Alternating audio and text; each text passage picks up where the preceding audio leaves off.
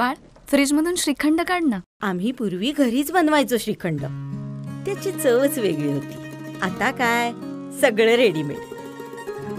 आजी, हे श्रीखंड खाऊन बघ.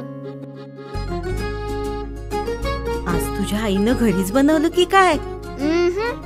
हे आहे गोकुळचं श्रीखंड. अगदी जिभेवर रेंगाळणार. जिभेवरच नाही तर मनावरही रेंगाळणार. गोकुळ श्रीखंड, मनावर रेंगाळणार.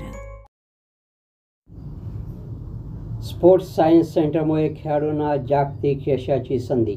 पालकमंत्री प्रकाश आंबेडकर.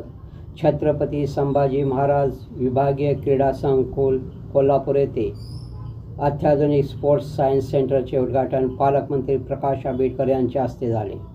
यावेळी त्यांनी संरक्षण भिंतीच्या बांधकामाचे भूमिपूजनही केले. या केंद्रामुळे खेळाडूंना आंतरराष्ट्रीय स्तरावर यश मिळवण्यासाठी आवश्यक पाठबळ मिळेल असे प्रतिपादन पालकमंत्री प्रकाश आंबेडकर यांनी केले.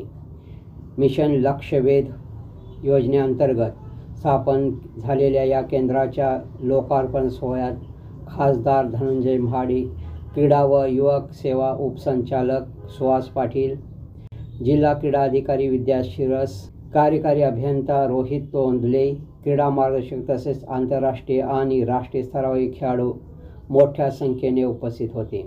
राष्ट्रीय क्रीडा दिनाचे औचित्य साधून मेजर ध्यानचंद यांच्या जन्मदिनी या केंद्राचे उद्घाटन आणि 16.35 एकर जागेत असलेल्या विभागीय क्रीडा संकुलातील संरक्षण भिंतीच्या बांधकामाचे भूमिपूजन झाले. या संकुलात विविध क्रीडा सुविधांचा विकास करण्यात आला आहे, ज्यामुळे खेळाडूंना सर्वांगीण प्रशिक्षणाची संधी मिळेल.